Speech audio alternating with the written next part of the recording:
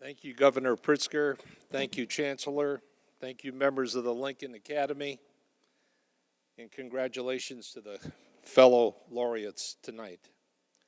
And ladies and gentlemen, it's a great honor to receive this prestigious award, and I feel nothing but humbled in doing so.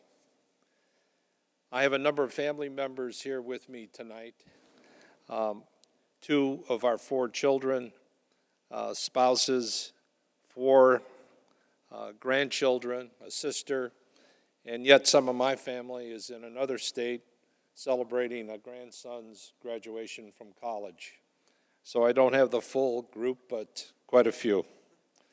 And a special shout out to the University of Illinois, where I did attend school and played sports, but the most important thing is I met my wife-to-be. We're gone 58 years and still counting. And so I owe a great deal to the fact that this all happened on that campus. You know, there's a lot of people we need to thank along the way. Coaches and mentors and people who had influence on your life. And that's certainly true in my life. You heard mentioned that I came from a kind of a working class community in a suburb of Chicago, very ethnic community. At one time in World War II, it was considered the most industrial city of its size in the country, with foundries and steel factories, etc. And literally after the war, it kind of started to shut down. Like so many communities, things changed.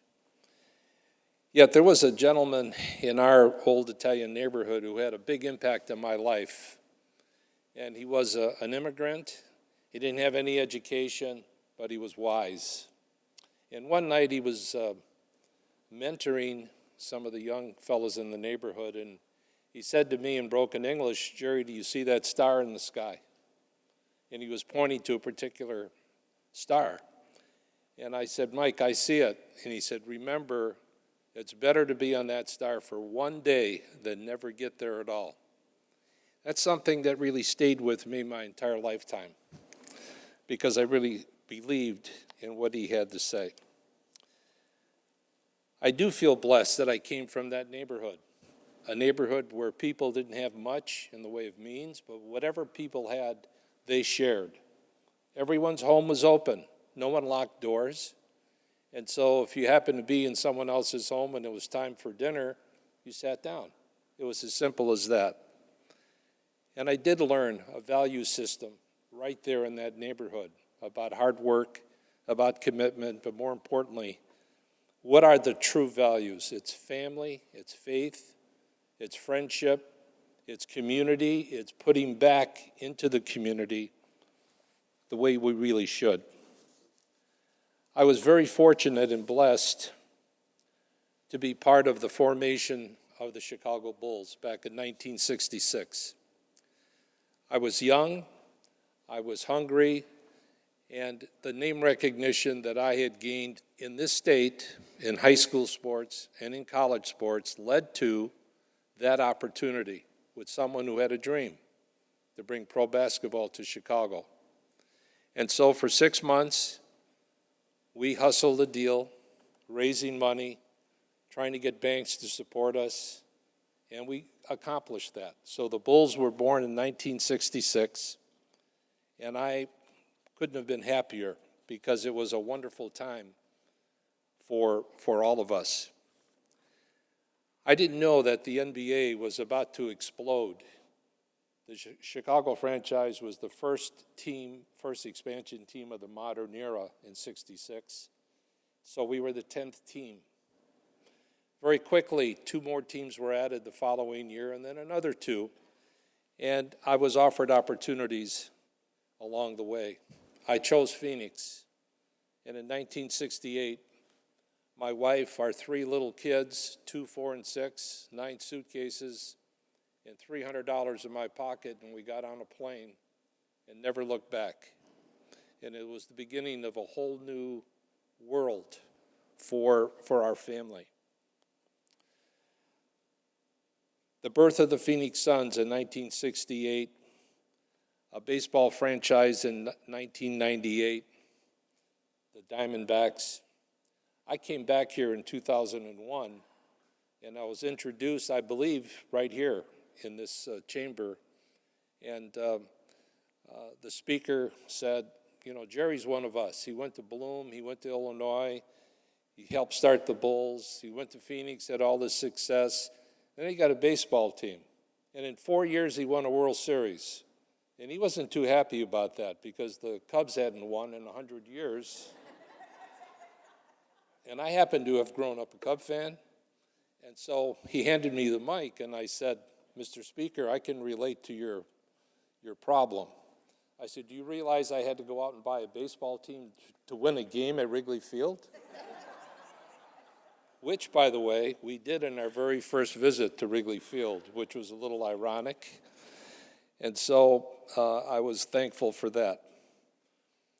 The most important thing, we can talk about all the accomplishments, you can talk about awards, etc.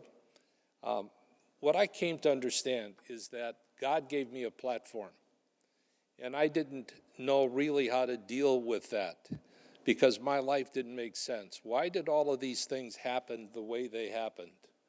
Right time, right place? No. Luck? Everyone says luck is such a thing. Yeah, it's probably something. But I happen to believe that God has a plan.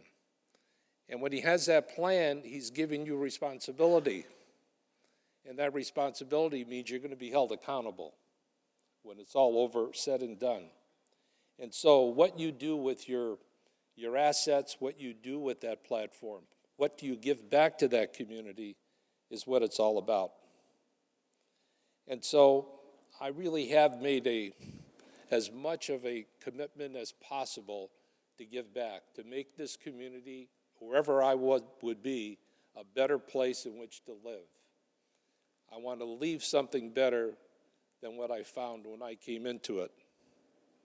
In 2005, I was asked to take over the USA basketball Olympic effort. And then all of a sudden, my thinking changed. It wasn't about your state. It wasn't about your country. It was about your country on a world stage. And so that was another major responsibility, to change a culture, to bring back pride in representing your country, because that had fallen off the edge. And since that time, we're 88-1, and we've won 5 medals, 3 Olympic gold medals, 2 World Cups, and I still have 2 more left in my tank, and that's one this summer at the World Cup in China, and next summer in Tokyo for the Olympics, and then I think I'll call it a day. I've been very blessed in my life with family. I've been blessed with success, and I'm very thankful and grateful for all of that. And I can't say enough about the award, because Lincoln was one of my heroes growing up as a kid on the south side of Chicago. So today, just going through the museum, getting familiar with some of the stories, I have to leave you with a couple of things, because I'm big on quotes. And boy, does Abe Lincoln have a lot of quotes. The best way to predict your future is to create it, Abe Lincoln. I change up on that a little bit in saying, don't wait for your ship to come in, you better swim out to it. Another Abe Lincoln quote, I do the very best I know how, the very best I can, and I mean to keep on doing so until the end. I definitely believe that. People say, when are you going to quit? I'll quit when it's time to quit.